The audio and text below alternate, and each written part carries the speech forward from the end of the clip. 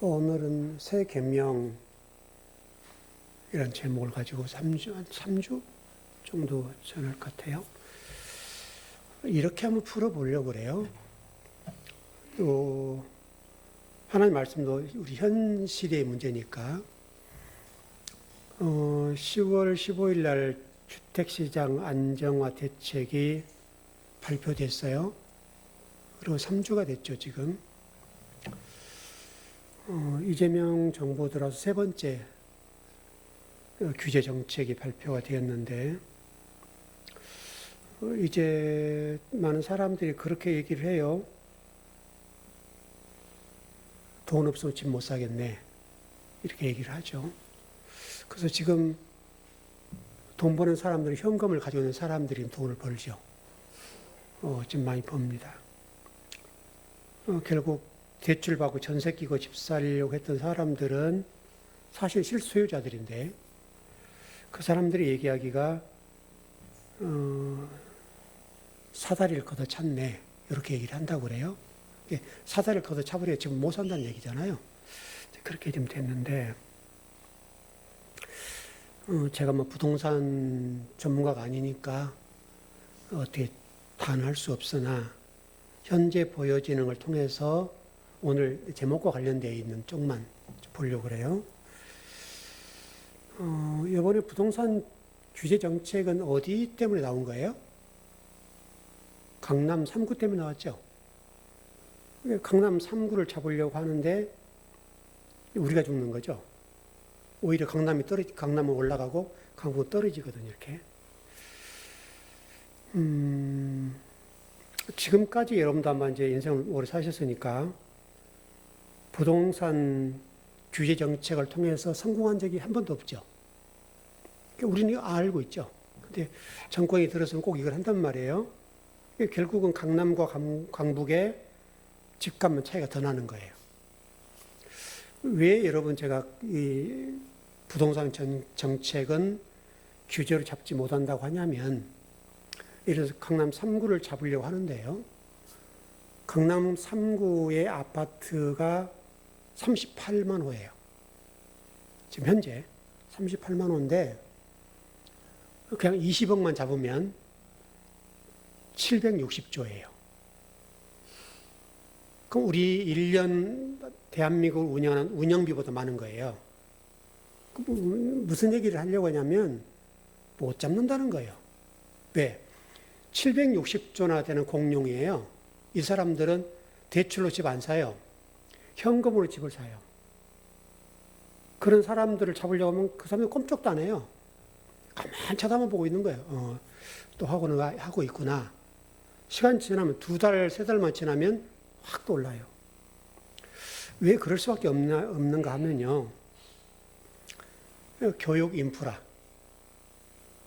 그 다음에 교통, 지하철, 모든 것이 강남을 통해요. 여러분, 동탄이 버스로 오면 1시간 반 걸리거든요. 근데 지하철로 오면 20분, GTX로 오거든요. 20분이면 와버려요. 다 강남을 거쳐서 가게 돼 있어요. 그러니까 그렇게 시설해놓고 강남 집값 잡는다? 시골에서 지방에 현금이 있는 사람들은요, 지금 강남을 몰려들어요.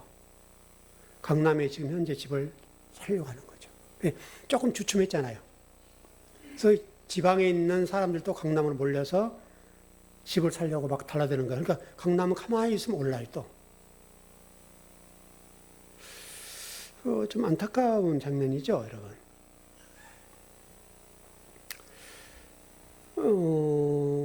이제 투기와 가수요가 집값 상승의 주범이라 할 수 있겠는데,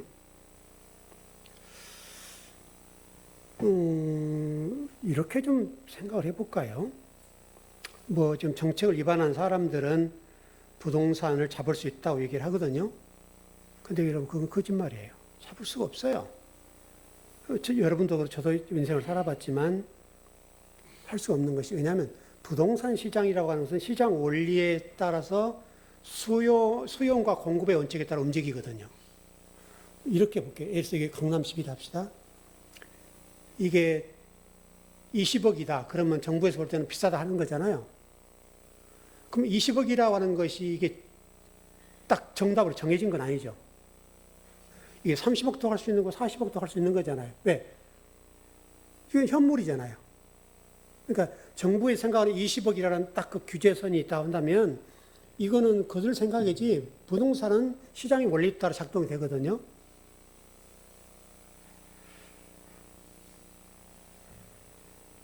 우리가 성경에도 새 술은 새 부대에 담아야 된다 그러죠. 저는 지금 현재 우리가 성경을 보고 있는, 물론 우리 교회는 좀 다르게 보긴 합니다만은 일반 우리 기독교도 똑같고 세상도 똑같은데 또 정책을 위반하는 사람도 똑같은데 옛것을 가지고 있는 그 고정값이 있죠. 가치. 이걸 가지고 딱 들이대는 거예요. 그러니까 실질적으로 지금 정부에서 해야 될 일이 뭐냐면 부동산 규제가 아니라 공급을 하고 주거 환경을 개선해 주면 돼요. 더 고급스럽게 나가면 되는 거잖아요. 지금도 여러분 얼마나 많은 분들이 어렵게 삽니까? 쪽박촌에 살기도 하고 그 무더운 여름에 선풍기 하나 돌리고 그 뜨거운 온기 속에 사는 거잖아요. 그들은 어떻게 할 것이며 또 일반 서민들은 어떻게 주거 환경을 좋게 만들어 줄 것인가? 이거 생각하면 되거든요. 근데 정부에서 그렇게 하지 않고 억제를 하는 거죠. 그럼 억제한다고 해서 억제가 되는 거냐? 안 됩니다. 무슨 얘기냐면 여러분 율법이란 건 똑같아요. 율법과 우리가 복음이라고 하는 두 가치가 있다 본다면 지금도 많은 분들이 이 율법이 최고라고 생각을 해요. 근데 우리가 복음이 최고다라고 얘기하면 아니다, 잘못됐다라고 얘기하는 거 똑같다 이 말이에요, 원리가. 지금 그 얘기를 하는 거예요. 그러니까 우리 기독교인들이 성경을 보면서 세상에 돌아가는 상황들을 보고 내가 율법에 딱 매여 있을 것이냐, 새로운 가치. 요즘 여러분 엔비디아하고 지금 여러분 우리나라 이렇게 조인해서 지금 큰일 하고 있지 않습니까? 지금은 자동차도 여러분 운전하지 않고 자율주행이 되잖아요, 지금요. 그런 시대에 살고 있는데 옛날 기어는 이게 좋다. 이렇게 말하면 안 되는 거란 말이에요. 물론 이게 힘은 좋을 수 있으나 불편하잖아요, 여러분. 지금은 가만히 그냥 누워있고 그냥 자동적으로 가버리는 이런 차가 대세가 되어 있는데 부동산 정책도 똑같다고요, 여러분. 마치 율법이 최고야라고 하는 얘기가 똑같아요. 오늘 본문과도 관련돼 있어서 이런 얘기를 하는 거예요. 율법이 최고다고 생각하는 사람들과 똑같이 하는 거예요.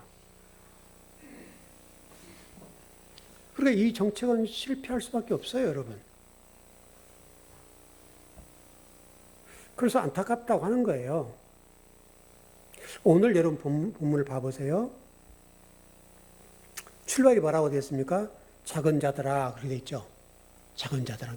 작은 자들아라고는 여러분 키가 작다는 말이 아니에요. 쉽게 해서 우리 부모님들이 말하는 자녀들에게 얘기하기를 뭐라고 하냐, 너 나이가 몇 개야? 이렇게 묻잖아요. 너 몇 살이니? 하고서 좋게 얘기하는 거고, 너 나이가 몇 개야? 이렇게 할 때는 좀 화가 나 있는 느낌이잖아요.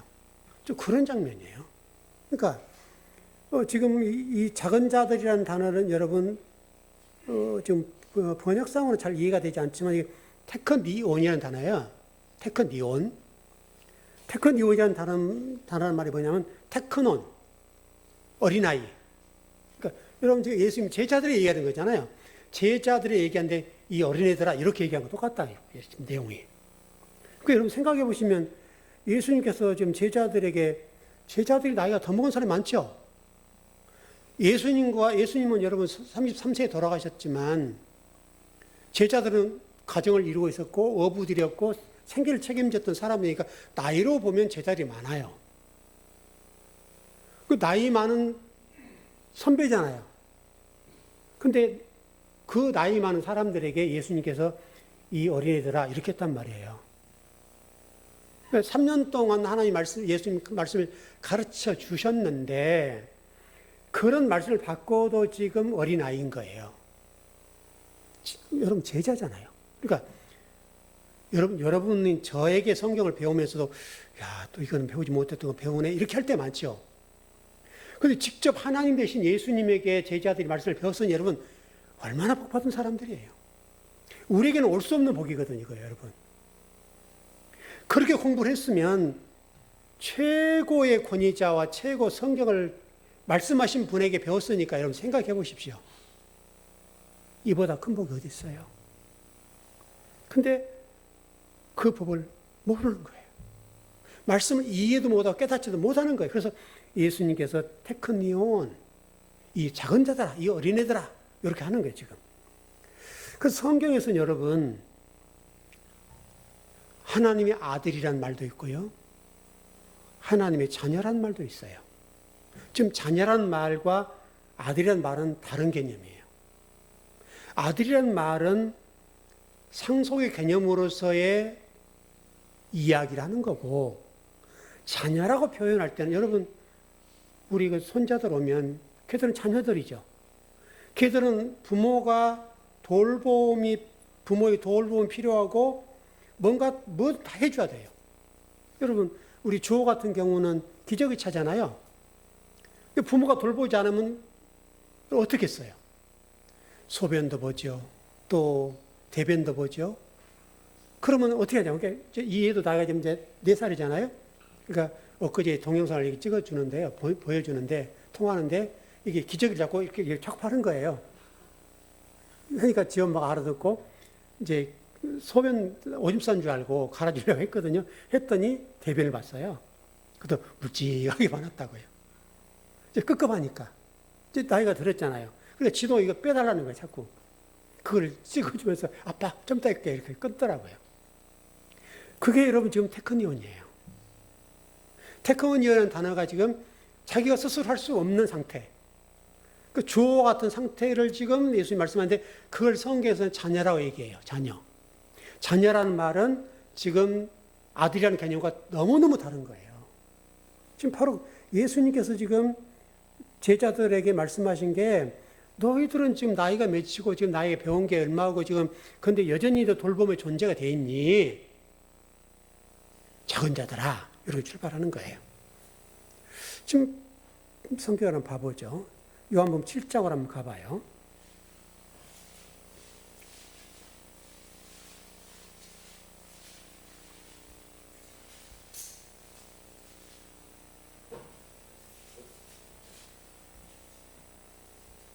그 아까 뒷부분 보면 너희가 나를 찾을 것이나 일찍이 유대인들에게 쭉 하면서 내가 가는 곳은 올 수 없다 이렇게 하는 말씀과 같이 관련되어서 요한복음 7장 32절 34절입니다. 예. 시작. 예수에 대하여 무리가 수군거리는 것이 바리새인들에게 들린지라 대제사장들과 바리새인들이 그를 잡으려고 아랫 사람들을 보내니 예수께서 이르시되 내가 너희와 함께 조금 더 있다가 나를 보내신 이에게로 돌아가겠노라. 너희가 나를 찾아도 만나지 못할 터이요 나 있는 곳에 오지도 못하리라 하시니. 21절, 8장 21절 요한복음. 시작. 다시 이르시되 내가 가리니 너희가 나를 찾다가 너희 죄 가운데서 죽겠고 내가 가는 곳에는 너희가 오지 못하리라. 지금 유대인들이 얘기하는 장면이죠. 이 장면이 나 있는 곳에 못 간다 이렇게 얘기하는 거예요. 왜 못 온다 했을까요? 지금 오늘 본문의 제목과 어떤 그 설교 주제와 똑같은 건데 예수님께서 지금 제자들에게 말씀하는 너희들은 나 있는 곳에 못 간다 이렇게 지금 하는 장면이거든요. 왜 그러냐면 엑계명을 따르는 자이기 때문에 못 온다는 거예요. 그러니까 여러분 지금 시대가 얼마나 지금 빠른 속도로 변합니까? 일전에 여러분 그 두산의 김영만 전 회장이 그 손석희의 질문들이라는 프로에 나와서 대담한 걸 제가 좀 봤거든요. 여러분 혹시 보셨나요? 안 보셨어요? 그 손석희 앵커가 그런 질문을 하더라고요. 박 회장께서는 다시 경영에 복귀하실 수 있다면 하시겠습니까? 라고 물었어요. 그랬더니 그분이 정직하게 얘기해요. 내 때는 내 가치관이 맞았다. 근데 지금 젊은이들의 가치관은 내가 못 따라간다. 그래 내가 설령 경영에 뛰어들 수 있게 된다 하더라도 나는 경영 못합니다. 그분이 지금 67세인가 그렇게 돼요. 자기와 지금 젊은이들과의 이 격차가 너무 크다는 거예요. 지식적인 차이도 그렇고 가치관의 차이가 너무 다르기 때문에 지금의 젊은이들과 가치관이 맞지 않고 나는 이미 늙었다. 가치관이 늙었기 때문에 내 가치관으로는 경영 못합니다. 이게 여러분 액계명이에요. 지금도 여러분 우리가 그 성경을 배우고 또 이해하고 깨닫고 가는데 만일에 여러분들이 액계명에 매달리고 거기에 딱 꽂혀서 산다면 예수님 말씀하신 말씀 들을 수가 없어요. 지금 예수님께서 말씀한 게 유대인들에게 너희들은 나아가는 곳에 못 온다. 모든 원인이 뭔가 하면 너희들은 액계명에 매달려 있어. 그래도 따라오지 못해. 그러면서 지금 예수님께서 말씀한 거예요. 새 계명을 준다는 거죠. 34절. 요한복음 13장 34절이요. 예, 시작. 새 계명을 너에게 주노니 서로 사랑하라. 내가 너희를 사랑한 것 같이 너희도 서로 사랑하라. 우리 성경을 가만히 보면요.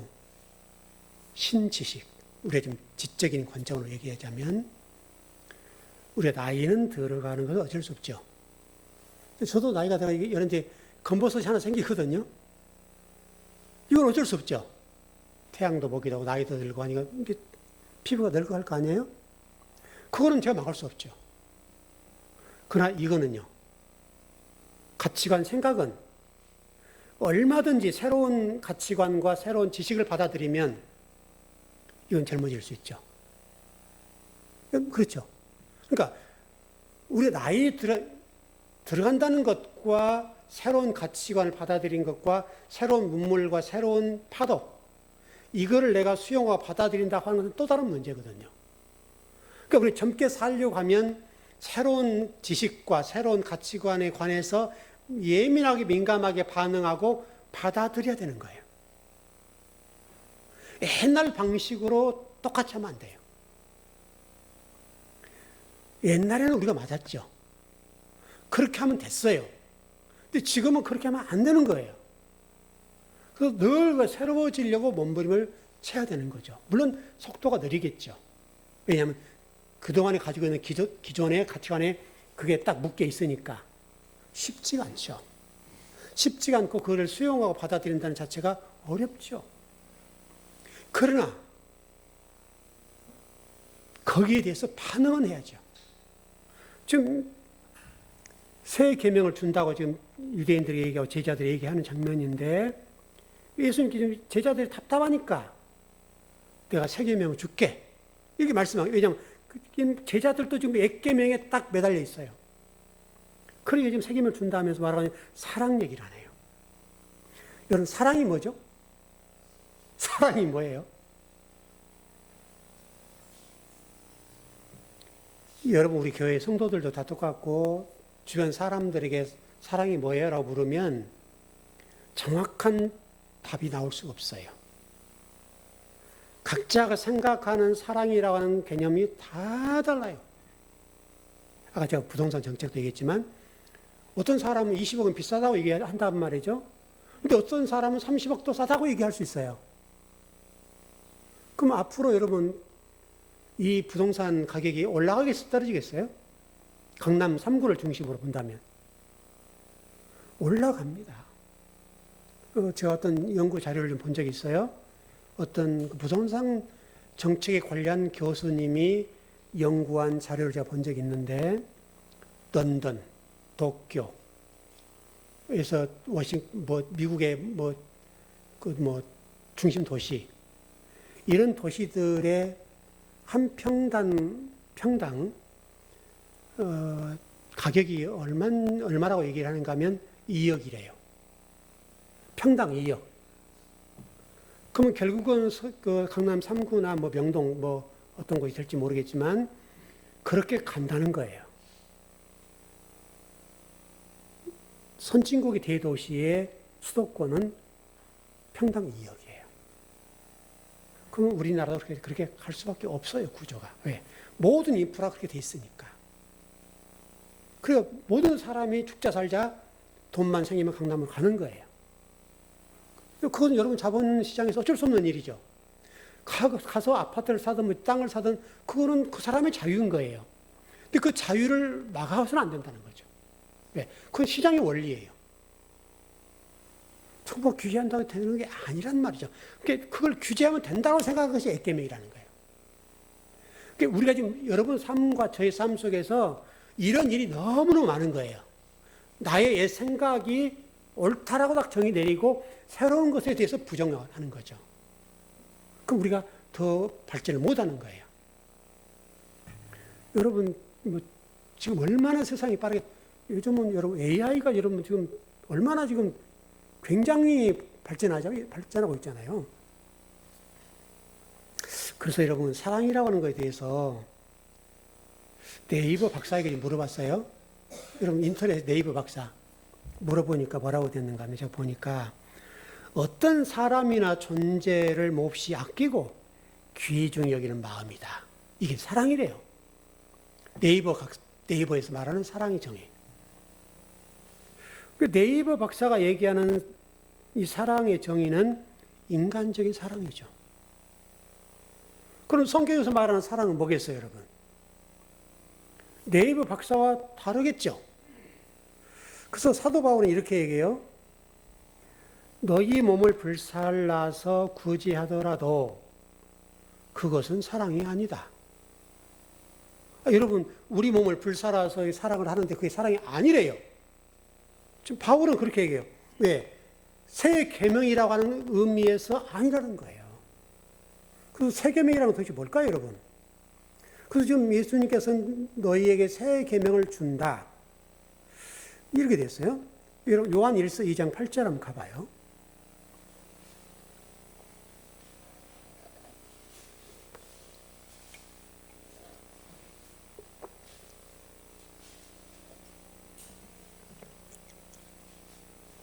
요한 1서 2장 8절입니다.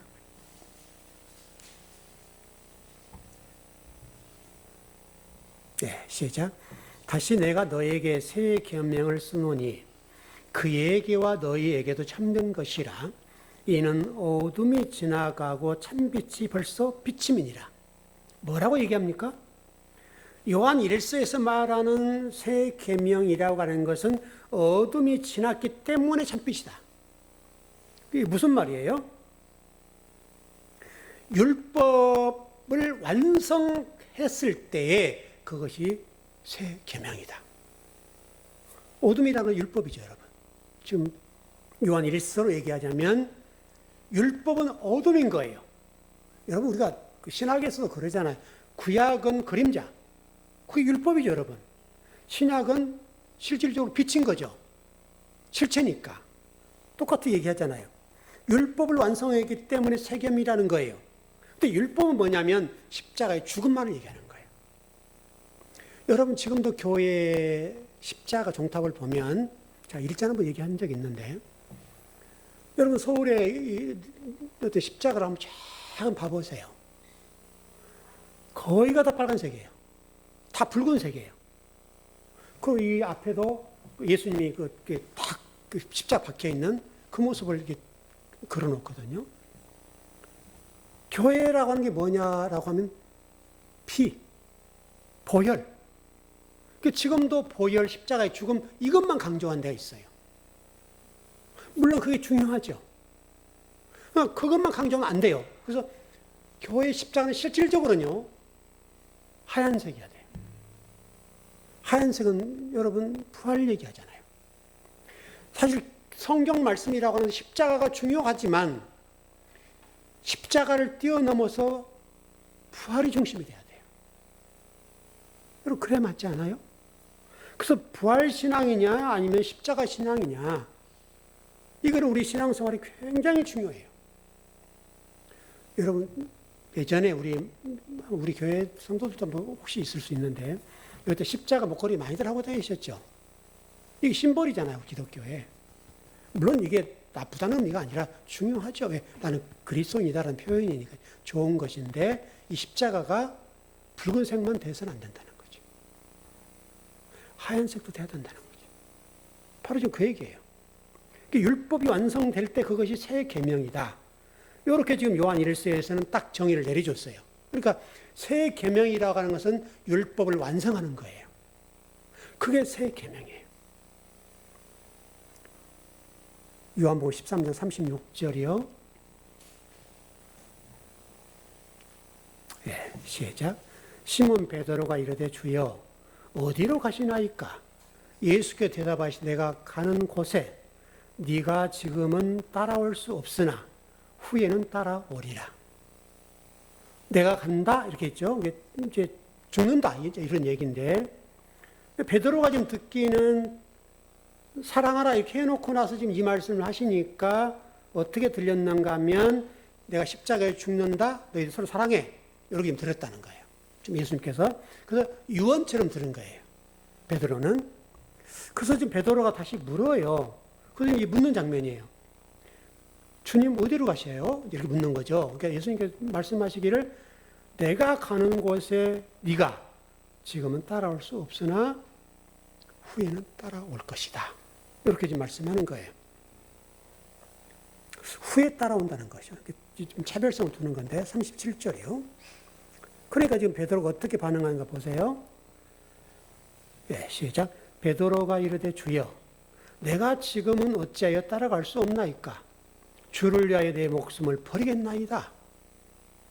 예수님께 따라올 수 없다고 말하니까 베드로가 말하고 얘기하는 거면 나는 따라갈 수 있습니다. 이렇게 답변하는 게 무슨 얘기냐면 어떻게 얘기하는 거예요? 내가 지금 목숨을 버리더라도 예수님을 따라가려합니다. 이렇게 지금 얘기하는 거예요. 굉장히 좋은 신앙이죠. 좋은 신앙인데 대부분 유대인들이 그랬을 거예요. 근데 지금 베드로도 여러분 아시는 대로 계명에 딱 붙잡혀 있는 사람이죠. 못 따라온다는 거예요, 지금. 그렇게 지금 보는 장면이고요. 예수님을 죽겠다는 건데 38절이요.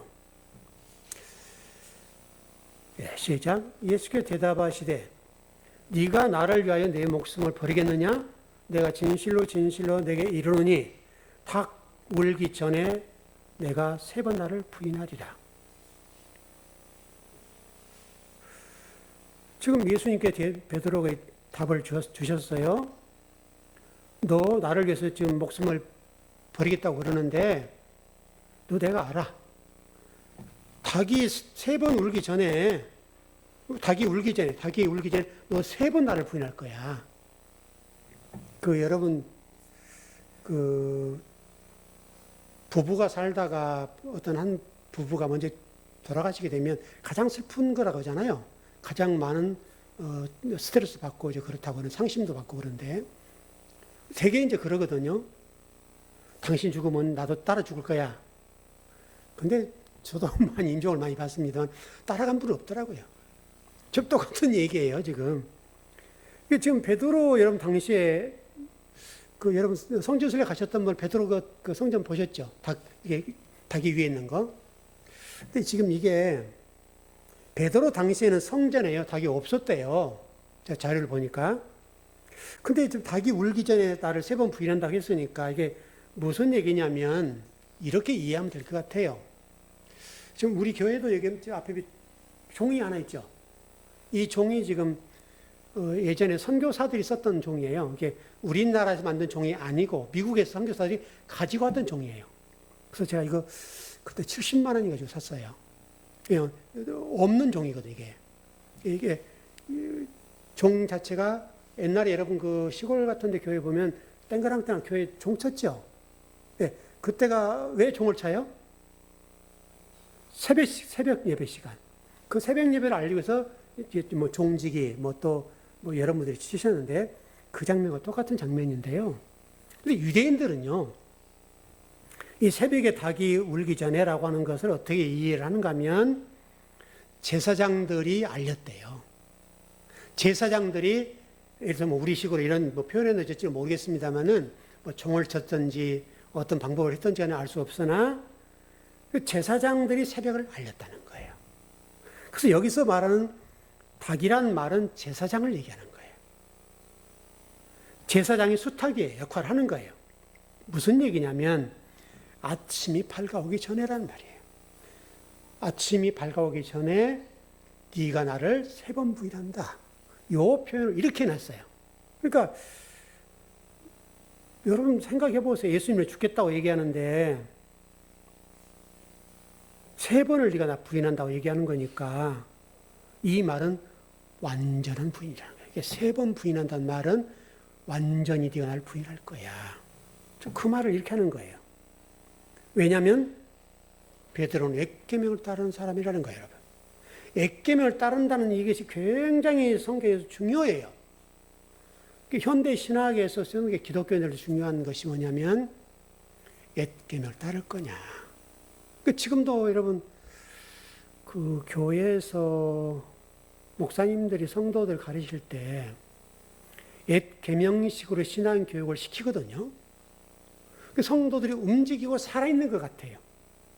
소아시아 일곱교회에서 얘기한 것처럼 살아있는 것처럼 보이나 실질적으로 죽었다 한 것처럼 사대교회 그렇죠. 사대교회는 이런 살아서 움직이고 열심히고 기도하고 통성기도하고 모든 사람이 보더라도 좋은 교회예요. 근데 예수님 보실 때는 그게 여러분 현대교회 유형이 7가지란 말이에요. 근데 그 교회 유형에서 볼 때에 살아있는 것처럼 보인다는 거예요. 그런데 실상은 죽었다는 거예요. 좀 그런 장면이 이게 베드로가 좀 실질적으로 살아있는 것처럼 보이는데 진리를 수용을 못하고 받아들이고 이해를 못하니까 지금 실질적으로는 엑계명을 따르는 자로 죽어있는 영혼이라는 거예요. 그렇게 성경이 설명합니다. 요한복음 21장으로 한번 가봐요.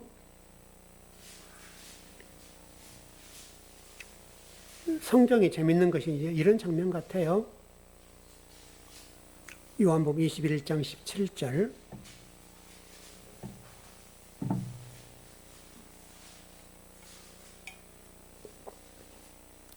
네, 시작. 3번째 이르시되 요한의 아들 시몬아 네가 나를 사랑하느냐 하시니 주께서 3번째 네가 나를 사랑하시냐 하심으로 베드로가 근심하여 이르되 주님 모든 것을 아시오매 내가 주님을 사랑하는 줄을 주님께서 아시나이다. 예수께서 이르시되 내 양을 먹이라. 여러분 베드로가 예수를 몇 번 부인했다고 그랬죠? 3번. 오늘 여기 3번째 예수님께서 요한의 아들 시몬아라고 묻지요. 예수님이 지금 3번 물었다는 거죠. 3번. 3번 부인해 3번을 또 물어보는 거예요. 그래서 이런 게 참 재밌는 것 같아요. 예수님이 이런 걸 통해서 깨닫게 하시는 거죠. 베드로에게. 그래서 예수님을 끝까지 사랑한다고 했는데 배신을 지금 완벽하게 했단 말이에요. 그걸 따라서 예수님이 베드로에게 물어요. 그러시면서 말씀한 게 뭐냐면 내 양을 먹이라. 저는 여기서 현대 교회와 앞으로의 교회에서 중요한 메시지 여기 있다고 봐요. 우리 교회도 마찬가지고요. 예수님께서 지금 말씀한 내 양을 먹이라고 하는 이 부분이 우리 좀 크게 들어야 될 부분들인데 내 양, 그 다음에 네 양, 아이 내와 어이 예자 있죠. 어이 내가 있는데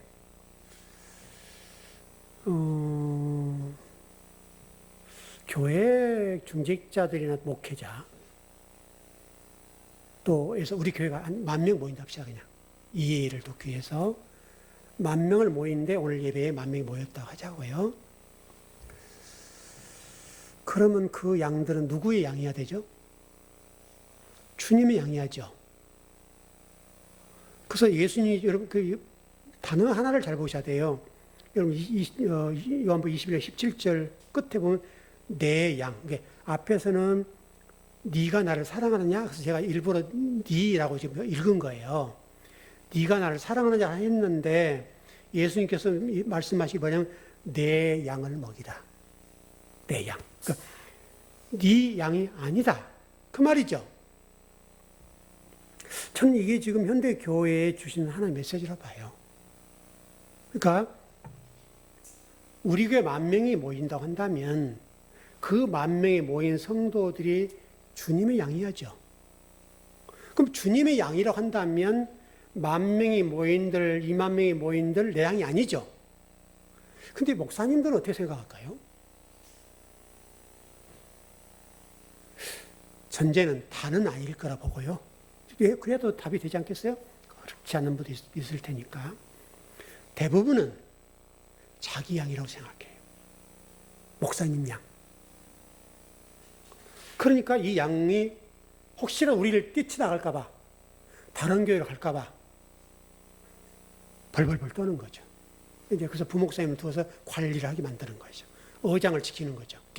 우리를 지켜서 그 양들이 다른 교회로 못 가게 막아주는 거죠. 그래서 이제 주일날에 여러분 서울 근교의 모든 대형 교회들이 서울을 빙빙 차고 돌잖아요. 버스를 동원해서 모든 대형 교회들이 막 돌리잖아요. 1호 버스, 2호 버스 해서 다 구역이라고 합니까? 그 뭐라고 합니까? 교구별로 대형 버스 보내가지고 다 실어 오잖아요. 또 실어다 주고. 물론 이제 좋죠. 그게 좋긴 한데. 아버지 양이라고 본다면 작은 교회로 좀 성도가 더 가고 좀 흩어지면 좋지 않겠어요? 꼭 우리 교회가 10,000명 모인 교회인데 10,000명, 20,000명, 30,000명 계속 성도 수 늘어나는 게 그게 아버지 생각이냐 이거죠. 좋아하시리냐 이거죠. 아버지 양이고 하나님의 양이라고 본다면 죽어가는 저 교회가 잘 되도록 목사님들이 배려해야죠. 여러분 그러지 않습니까? 근데 그러지 않는 거예요 지금. 이게 지금 현실의 문제고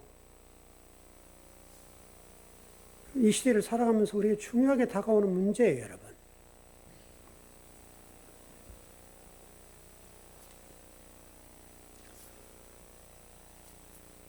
또 하나를 정리하자면 여러분 요한복음 21장에서 베드로와 예수님과 관계 속에서 베드로가 예수님을 찾아갔습니까? 예수님 베드로를 찾아갔습니까? 예수님께서 베드로를 찾아갔죠. 그렇게 됐습니다. 그래서 양은 주인의 음성을 듣는다 그랬죠. 듣는 건데 배신했던 베드로에게 예수님이 찾아오셨습니다. 그리스도가 찾아오신다는 거예요. 다시 설명하면 이게 무슨 얘기를 하고 싶어서 하신가 하면 베드로가 예수님께서 너 나 갔는데 못 와 하니까 베드로가 말하기를 내가 죽어서라도 갈게요. 주님 따라 죽을게요. 그리고 따라갈게요. 이렇게 했단 말이에요. 그러니까 예수님께서 뭐라고 말씀하냐면 네 죽는다고 그러는데 네가 3번 닭이 울기 전에 3번 부인할 거야. 다시 한번 새벽이 오기 전에 동트기 전에 네가 나 3번 부인해. 이렇게 말씀하셨는데 그런데 너 죽는 거 마음대로 안 돼. 내가 허락해야 되는 거야. 이 말씀하시는 거예요. 너 죽는 거 네 마음대로 스스로 되는 게 아니야. 이건 내가 허락해야 되는 거야. 그게 죽음이야. 이렇게 여러분 맞죠? 여러분 우리가 죽고 사는 문제가 우리의 뜻대로 안 되죠. 주님이 허락하셔야 된다고요. 한 영혼이라도. 그 죽음마저도 주님의 주권에 있어요. 죽음을 나에게 넘겨주셔야 죽는 거죠. 베드로에게 넘겨주셔야 죽는다라고 하는 말을 이렇게 지금 말씀하시는 거예요. 주님이 찾아오셨어요. 그리고 나서 내 양을 치라. 그리고요, 17, 아까 요한복음 20장 17절에 예수님께서 베드로를 부를 때 베드로야, 베드로야 이렇게 부르지 않고 요한의 아들 시몬아라고 부른다고. 요한의 아들 시몬아. 그러니까 베드로의 아버지가 요한이라는 말이죠. 그렇죠? 그렇게 지금 얘기하는 거예요. 여러분 요한복음 13장에 보면 유다도 나오고 베드로도 나오고 사랑하는 제자도 나오죠. 요한도 등장합니다. 이 모든 사람들이 지금 다 예수님과 관련되어 있고 유다가 예수님 판 것처럼 다 예수님 파는 사람들이에요. 판 사람들이에요. 그렇게 좀 정리를 했으면 좋겠고요. 좀 정리를 해보십시다. 오늘 전체적으로 요약하자면 우리 기독교인들, 우리 지롱교회 성도들은 나이가 젊든 나이가 들었든 상관없이 열심히 공부들 합시다. 이걸 젊게 만들기 위해서. 그래야 새 시대에 적응도 할 수 있고, 뒤처지지 않고, 그러니까 우리가 신앙을 따라서 얘기하더라도, 옛날에 나의 생각이 절대적이었는데 옛날의 생각을 가지고 계속 살게 되면 옛날 사람인 거예요. 그래서 꼰대란 말을 들어요. 이제 뭐 저도 나이가 이제 꼰대 나이가 됐는데 웬만하면 또 젊은 애들 보면 그냥 좀 그렇잖아요. 젊은 사람들 입장에서는 아이고 꼰대 그러는데 나이 든 입장에서 보면 여러 가지 부족한 부분이 보이죠. 그러긴 한데 그래도 그들과 이게 손발을 맞추려고 하면 꼰대는 꼰대인데 그도 새로운 문물을 받아들이고 새로운 지식과 가치관을 늘 준비해야 돼요. 공부하고 늘 새로운 문물에 대해서 새로운 가치관에 대해서 받아들일 준비를 해야 돼요. 그래야 앞으로 나갈 수 있어요. 여러분 제가 이제 운전하면서 제가 항상 느끼는 건데요. 저는 옛날에 그 기어 넣는 운전을 배웠거든요. 그래서 저는 지금도요 항상 왼손으로만 운전을 해요. 한 손은 그 자동 변속기 거기다 이거 올려놓고 있어요. 이걸 올리려고 해도 내려가져요. 근데 지금 내 자동 변속기로 운전한 지가 오래됐잖아요. 옛날에 배웠던 그것이 습관이 돼 있었어요. 이거 올라가면 불편해요. 그러니까 항상 이렇게 그 자동 변속기에 손을 얹어놓고 있어요. 왜 그러겠어요? 이게 습관에 대해서 고쳐지기가 힘든 거예요. 몸이 뱄으니까. 몸이 반응하잖아요. 근데 한 손으로 잘하잖아요. 한 손으로 항상 운전하고 다녀요. 좀 피곤하면 이게 좀 바꿔주긴 하는데, 근데 항상 몸이 이게 올라가 있어요. 그만큼 새로운 것을 받아들이기가 어렵다는 거예요. 그래서 우리 즐거운교회 성도 여러분들은 여러분 자신과 자녀들의 미래를 위해서 여러분들이 늘 공부하고 새로운 것들에 대해서 탐구하고 오늘 예수님께 말씀하신 것처럼 옛 계명, 옛 율법에서 그 율법을 완성해야 새 계명이다라고 하신 것처럼 그렇게 도전해 나갔으면 좋겠다. 그래야 우리가 젊게 살 수 있어요. 나이는 어쩔 수 없어요. 몸은 노쇠 가요. 그러나 생각은 여러분 예수님 말씀 얼마나 귀합니까 이거.